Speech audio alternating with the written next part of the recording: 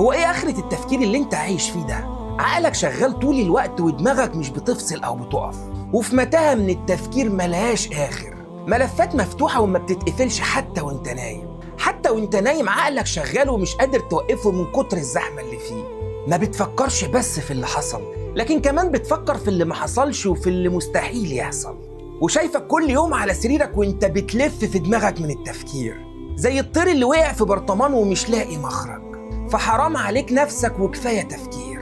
بتفكر في كل حاجة من 10 زوايا وبتعمل لها 10 سيناريوهات، ودماغك بقت عاملة زي المتصفح اللي فاتح 50 صفحة ومش عارف يركز في أي حاجة. ومهما كانت المشاكل اللي بتمر بيها فاوعى تستسلم لدوامة التفكير. فيوسف ما استسلمش لدوامة التفكير في السجن، على الرغم من إن السجن مكان قاتل للتفكير. ما قعدش يسأل أنا ليه إخواتي ظلموني وعاملوني بالشكل ده. رحم نفسه من التفكير اللي كان ممكن حد غيره يقضي عمره كله وهو غرقان فيه، وهو بيسأل هم ليه عملوا فيا كده.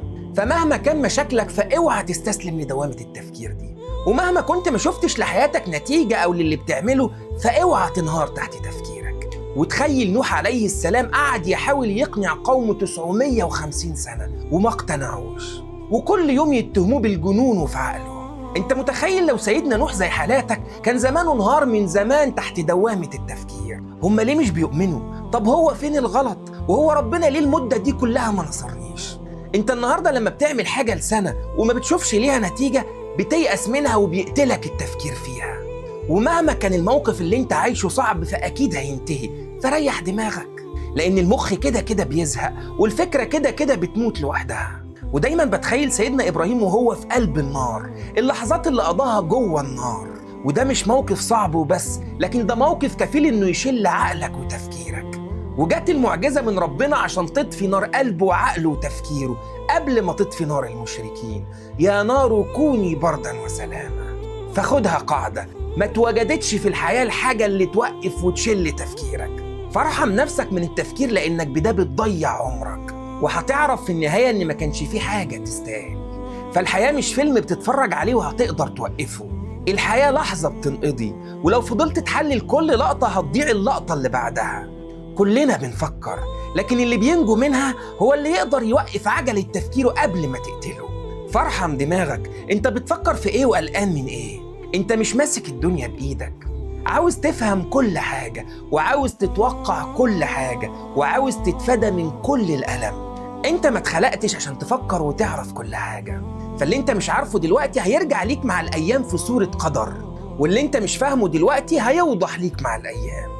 فلا كل إيميل لازم ترد عليه، ولا كل رسالة لازم ترد عليها، ولا كل نظرة لازم تفسرها، ولا كل كلمة لازم تحللها. فمفيش داعي للتفكير الزايد ده كله. فمش كل حاجة بتعيشها وبتمر عليك لازم تفكر فيها. ففي حاجات تتشاف وما تتحللش، وفي حاجات تتحضن وما تتناقش. فمش لازم تفهم كل حاجة عشان ترتاح. فأوقات السلام بيجي من التسليم مش بالتفسير. فأنت محتاج تعرف إزاي تعيد برمجة دماغك من وضع التفكير الزايد لوضع التسليم، وتطلعها من حالة الطوارئ اللي انت معيشها فيها طول الوقت. فأنت بتفكر في إيه وقلقان ليه من بكرة؟ فاطمن وسلم أمورك لله. وعشان كده النبي صلى الله عليه وسلم كان بيعلمهم التوكل، ومن يتوكل على الله فهو حسبه. لأن التوكل بيكسر الوهم اللي بيخليك غرقان في تفكيرك وقلقان من بكرة. لما تسلم بالنتائج وإن كله في النهاية بإيد ربنا، دماغك بتهدى وبترتاح، وبتحسسك إنك مش مطالب منك إنك تسيطر على الكون كله. والتوكل هو إنك تعمل السبب وتوقف التفكير اللي خارج سيطرتك. عشان كده النبي صلى الله عليه وسلم كان بيقول لهم احرص على ما ينفعك واستعن بالله. فاحرص على ما ينفعك دي هي مساحة التفكير والعمل، واستعن بالله دي هي اللحظة اللي لازم توقف فيها تفكيرك وتسيب الباقي على ربنا. فالدين يقول لك فكر براحتك واشتغل براحتك، لكن هيجي لحظة استعد فيها للتسليم. فموسى في أصعب موقف ومطاردة ممكن تمر على إنسان ما سلمش نفسه لدرامة التفكير اللي انت عايش فيها دي. وراه فرعون وجيشه وقدامه البحر، موقف مرعب، والمنطق يقول تفكير زايد وانهيار ورعب. وده كان الموقف الطبيعي للناس كلها اللي أصابها الرعب والفزع وقالوا إنا لمدركون. لكن موسى المختلف يرد ويقول كلا إن معي ربي. فكلا دي مش بيرد بيها على كلمة إنا لمدركون بس، لكن بيجاوب بيها على كل التفكير الزايد اللي بيدور في راسهم. فالكل بيفكر هو إيه هيكون مصيرنا، وموسى يجاوب كلا إن معي يا ربي. الكل بيفكر هو إيه المخرج والعمل، وموسى يرد ويقول كلا إن معي يا ربي. الكل بيفكر هو إحنا هنتسجن ولا هنتقتل، وموسى يرد ويقول كلا إن معي يا ربي. فكلمة كلا دي بيقتل ويقفل بيها كل الأفكار والهواجس، وكأنه بالكلمة دي كان بيكلم عقله ويقول له بس كفاية تفكير. القرار دلوقتي مش للتفكير، لكن القرار دلوقتي للإيمان والتسليم.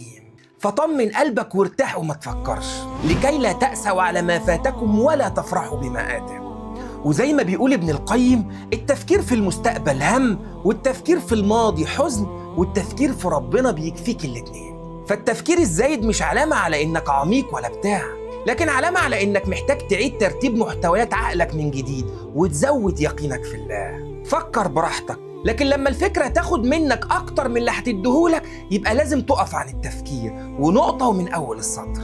وصدقني أصعب من المشكلة نفسها إن دماغك تفضل تعيد وتزيد فيها.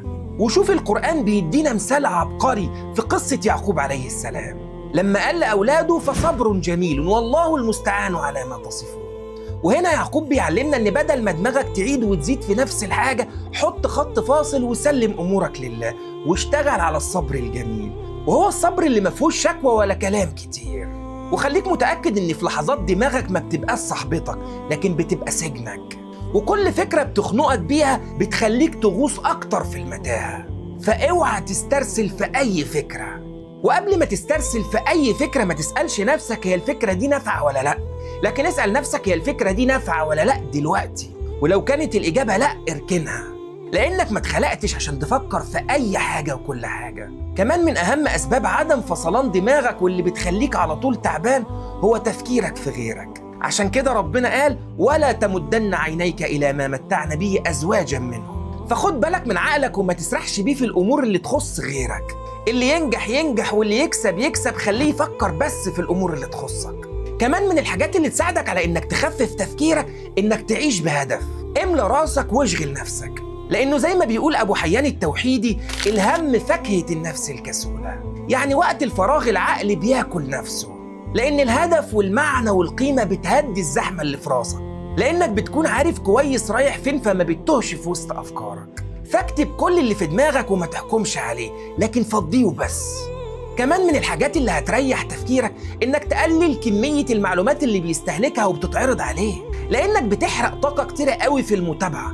فببساطة خد بالك من مدخلاتك عشان تقدر تسيطر على مخرجاتك.